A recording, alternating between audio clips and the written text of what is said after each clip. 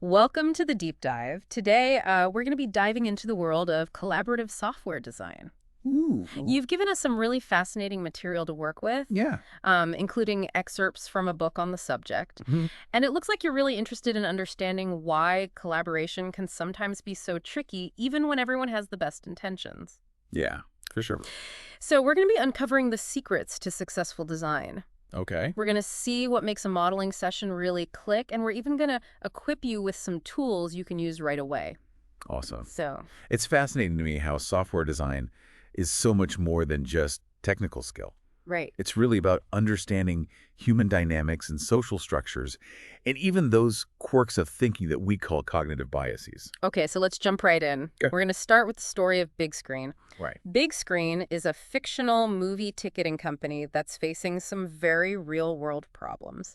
They're trying to launch this new anytime, anywhere campaign, Oh. but their software is really holding them back. I see. It's a classic case of what the book calls a big ball of mud. Oh, yeah. That's a jumbled mess of code that's difficult to change or update. The dreaded big ball of mud. Yeah. It's like you're trying to fix a house where the plumbing and the wiring are all tangled up. Right. Every change you make can set off just a chain reaction of problems. Exactly. And for Big Screen, this is preventing them from achieving their goals. Yeah. So they brought in some consultants, Oh. the authors of the book that you shared with us, to help them redesign their software. Mhm. But these consultants took a different approach. Interesting. They knew they couldn't just come in and dictate a solution. Right. Instead, they used something called collaborative modeling Mhm. to understand the issues from everyone's point of view: developers, business folks, even customer service reps. So it's like getting everyone together, not just to chat, but to really visualize these intricate processes, Right. break them down, Yeah. and analyze them. So collaborative modeling is really about creating a shared understanding of the problem. Precisely. Yeah. And that shared understanding is crucial for building better software. Okay. And it's really interesting how simple conversations often aren't enough for that. Right. We need tools to be able to see the bigger picture, Yeah. the connections, and the potential roadblocks. And the book really emphasizes this point that understanding the problem is just as important as finding the solution, Mm-hmm. which reminds me of the domain-driven design approach, Oh, absolutely. or DDD. DDD stresses deeply understanding the business itself. Right. It's not just about coding, it's about understanding the language, the processes, and the goals of the business. And it seems like collaborative modeling plays a really key role in that. It does. Okay. Software design has come a long way. It has. We've moved from the waterfall model, Okay. where everything was planned up front in this rigid sequence, to more agile methods. And with Agile, where things are constantly changing, collaborative modeling becomes even more crucial because we need to adapt quickly. Exactly. We can't wait for this grand design to be handed down. Right. We need to be able to explore options and experiment and iterate. Right. And that demands collaboration. Okay, so speaking of exploring, Yes. let's delve into some of the specific tools that were used in this Big Screen case. Right. The book mentions the business model, Canvas event storming, and example mapping. So each tool has its own strengths. Okay. For instance, the business model canvas really helps you to grasp the big picture of a business. Okay. Its value proposition, its customers, its key activities, its resources. It's a great way to get everyone on the same page about the business itself. Yes, exactly. And then event storming, on the other hand, seems to be about mapping events and processes, almost like creating a visual timeline of how things work. You got it. Okay. Event storming is fantastic for understanding how a system functions, Mm-hmm. or how it should function. Okay. Imagine creating a timeline of events and then identifying the actors involved, the commands, they trigger the data that's generated, and so on. Yeah. It's a really visual and engaging way to uncover those hidden needs and potential bottlenecks. And what about example mapping? Yeah. It sounds interesting, but I'm not quite sure I understand how it works. Example mapping is brilliant for breaking down user stories into smaller, more manageable pieces. Okay. Imagine you're trying to figure out how a specific feature should work. Right.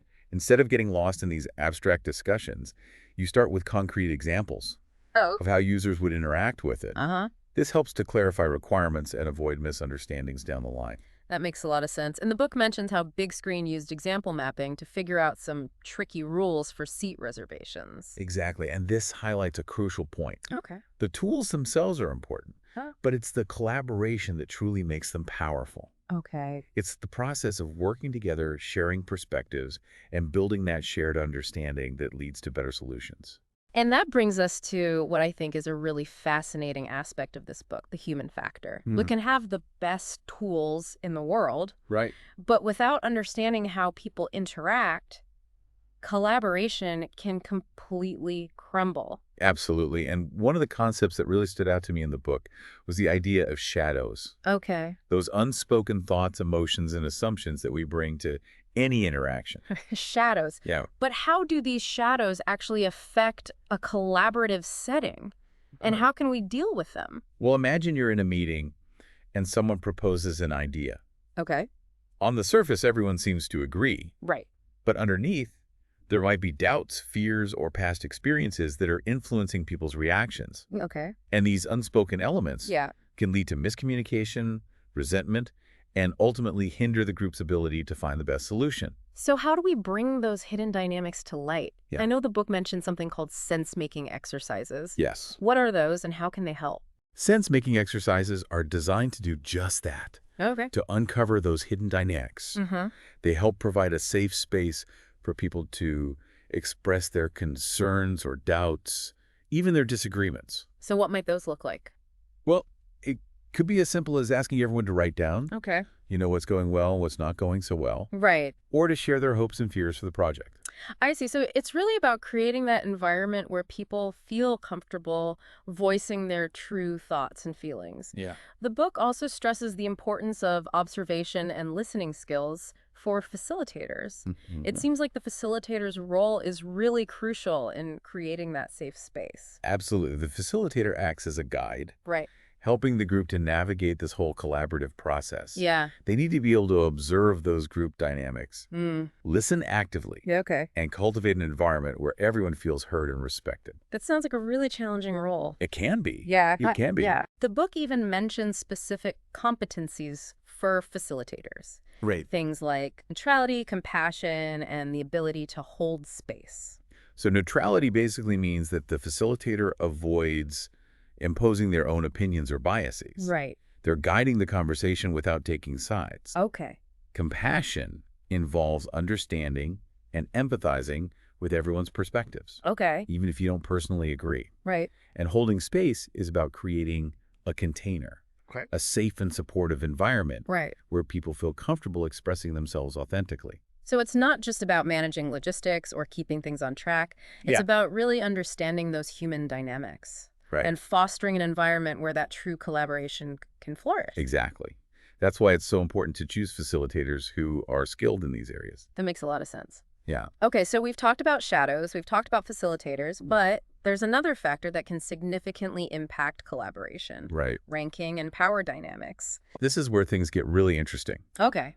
We often don't realize how much ranking, both explicit and implicit, really shapes our behavior in groups. Can you explain the difference between explicit and implicit ranking? Sure. I'm not sure I fully grasped that distinction. So explicit ranking is about those formal hierarchies, Okay. job titles, reporting structures, things like that. Right. Implicit ranking is more subtle. Okay. It's about status, experience, personality, even how we dress. So someone with a higher job title might automatically be seen as having more authority, Right. even if they're not the most knowledgeable person in the room. And this can lead to what the book calls symbolic violence. Okay. It's not physical violence, Right. but it's the way that these power imbalances can silence certain voices and privilege others. So someone with a lower rank might hesitate to challenge an idea from someone with a higher rank, Right. even if they have valid concerns. Exactly. And that can really stifle innovation Yeah. and prevent the team from finding those best solutions. And it's not just job titles. Right. The book also discusses epistemic injustice. Which is when someone's knowledge or expertise is unfairly dismissed or ignored Right. because of their identity or social position. So someone might have a brilliant idea, Yeah, but it gets overlooked simply because of their perceived status within the group. precisely. And that's a loss for everyone involved. Yeah, it is. Yeah. So how do we address these issues of ranking and power dynamics in collaborative modeling sessions? Well, the first step is awareness. Okay.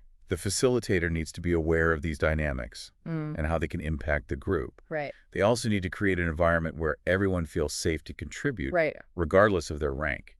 Are there specific strategies that the facilitator can use to create that kind of environment? Absolutely. Okay. The book suggests several. Okay. For example, they can ask people with higher rank to share their ideas last. Interesting. This can help to prevent those ideas from dominating the conversation Right. and give others a chance to speak up. Okay. They can also create smaller breakout groups Right. where people might feel more comfortable sharing their thoughts. Mm, And they can use those sense-making exercises that we talked about right. to explicitly explore the power dynamics within the group. It seems like it's not just about the facilitator, though. No. Everyone in the group has a responsibility to be mindful of these dynamics Right. and contribute to a more inclusive environment. I completely agree. Everyone has a role to play in creating a space where everyone feels valued and respected. Okay, so we've talked about shadows, we've talked Yeah. about facilitators, we've Mhm. talked about the impact of ranking, Mm-hmm. but there's another fascinating element that can affect collaboration, Right. cognitive biases. Our brains love shortcuts. Okay, You know, they make these quick judgments based on limited information. right. And these shortcuts or cognitive biases often help us in everyday life, Mm-hmm. but they can also lead us to errors in thinking, especially in complex situations like collaborative modeling.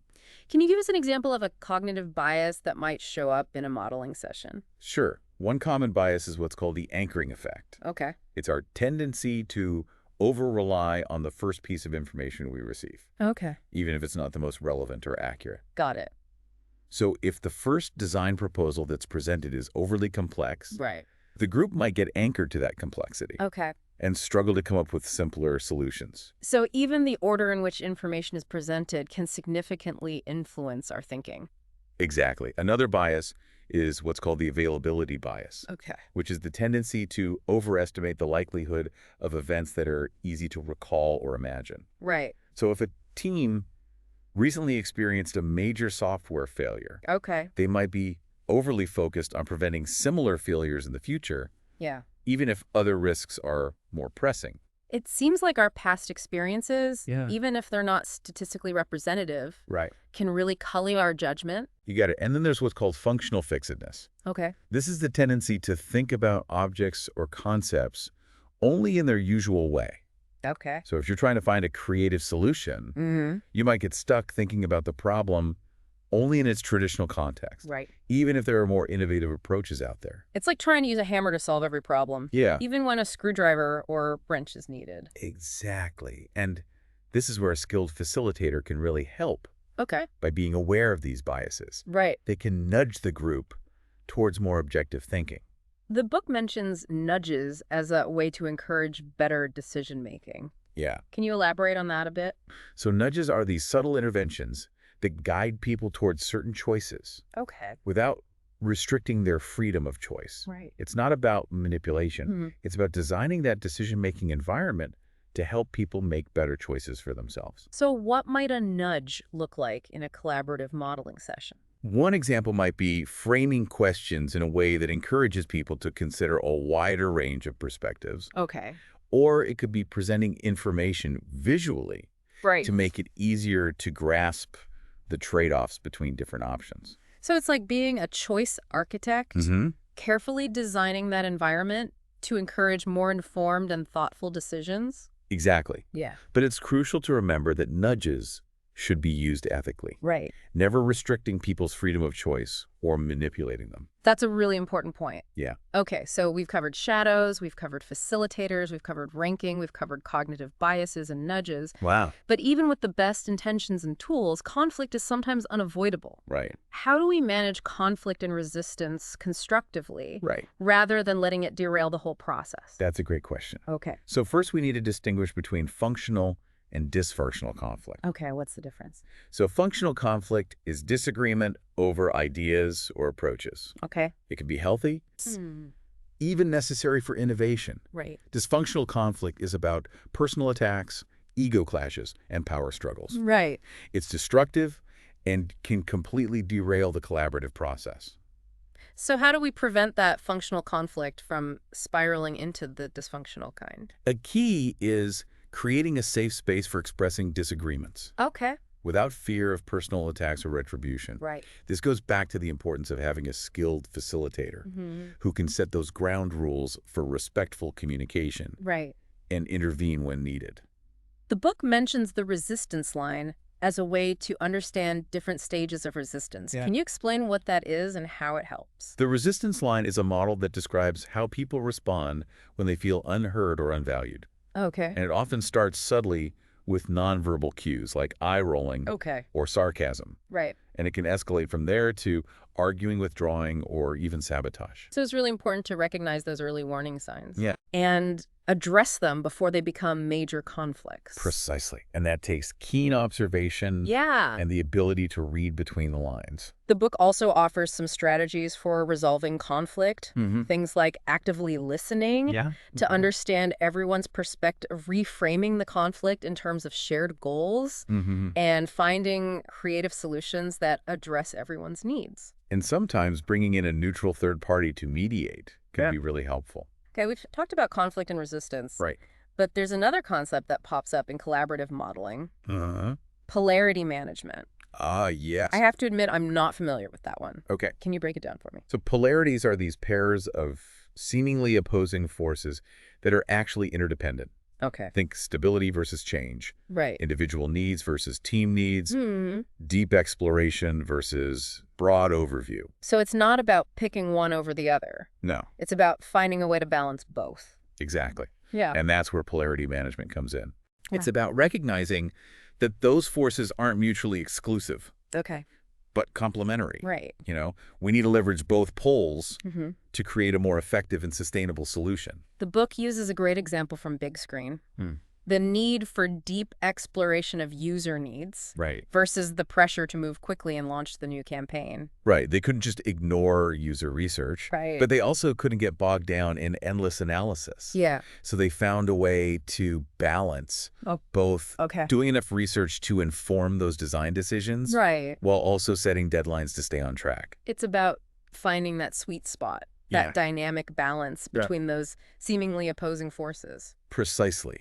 It requires us to shift our thinking from either to both hand. Okay, we've covered a lot. We have. Shadows facilitators, ranking cognitive biases, conflict polarities. It's a lot. Yeah, collaborative modeling is complex. It is. With lots of moving parts. But it really boils down to making decisions. Right. Design decisions, technical decisions, even decisions about how to collaborate. And that's where a clear and structured decision-making process is essential. So what are the key components of a good decision-making process? First, you need to gather all of the relevant information. Okay. The problem, the context, the constraints, the options. Right. Then you need to define clear preferences. Okay. Your criteria for success, acceptable trade-offs. Got it. And finally, you need a designated decision maker with the authority to make that final call. The book really emphasizes that good decision-making is a process, not just a one-time event. Right. It's a thoughtful and deliberate process. Gathering information, exploring options, weighing trade-offs, and building consensus. And it seems like documentation is really vital in this. Yeah. The book discusses pros, cons, and fixes lists and architectural decision records, or ADRs. These tools are so helpful for capturing the reasoning behind decisions. Okay. Documenting those considered trade-offs. And creating a record for future reference. So it's not just about making the decision. No. It's about documenting it in a way that's transparent and accountable. Exactly. And this documentation also helps to spread knowledge. Okay. You know, by documenting decisions. Right. We make them accessible to others. Right. Which prevents us from reinventing the wheel. Right. Or repeating past mistakes. It can also help to onboard new team members. Who can quickly get up to speed by reviewing those previous decisions. Precisely. Documentation is key to a learning organization. Right. Where knowledge is shared and reused. Okay, so we've covered decision-making, we've covered documentation.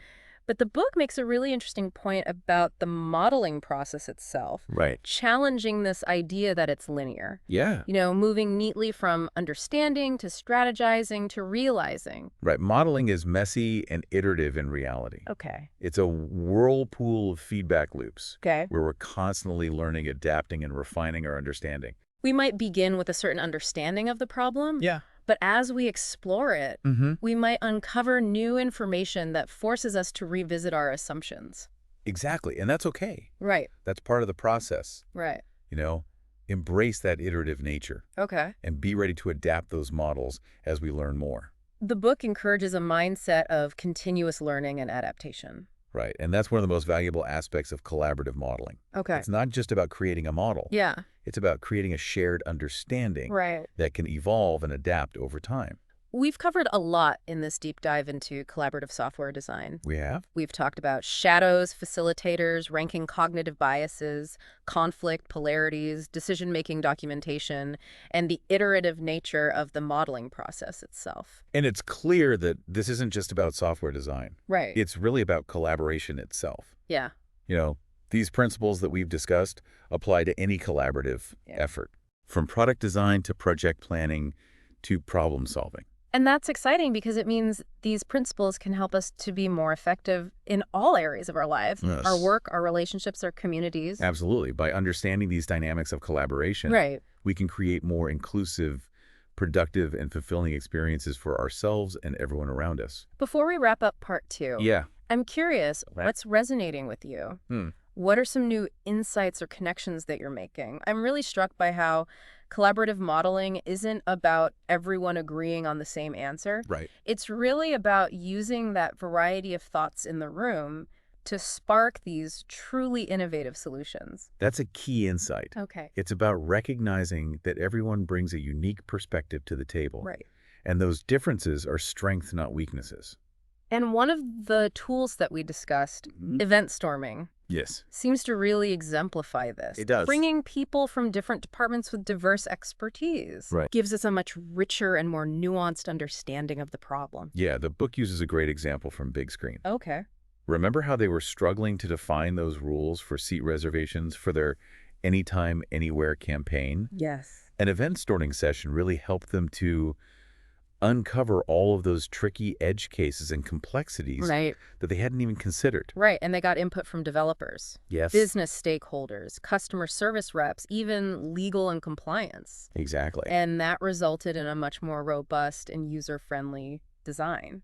It seems like much of what we've been discussing really boils down to fostering this culture of psychological safety. Yeah, I think you're right. You know, people need to feel safe speaking up. Sharing their ideas, even if they're different or unpopular. You never know where that next breakthrough is going to come from. Exactly. It's about creating an environment where people feel comfortable taking risks, experimenting, and even failing, because that's how we learn and grow. And that's why the facilitator's role is so crucial. You know, they need to create that safe space, encourage participation, manage conflict, and keep the group focused on that goal.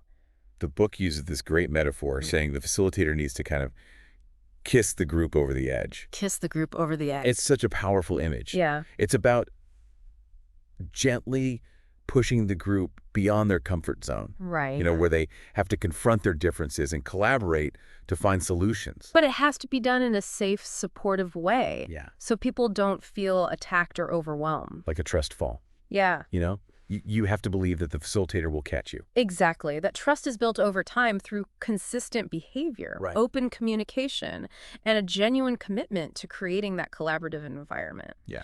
As we wrap up this deep dive, what are your key takeaways?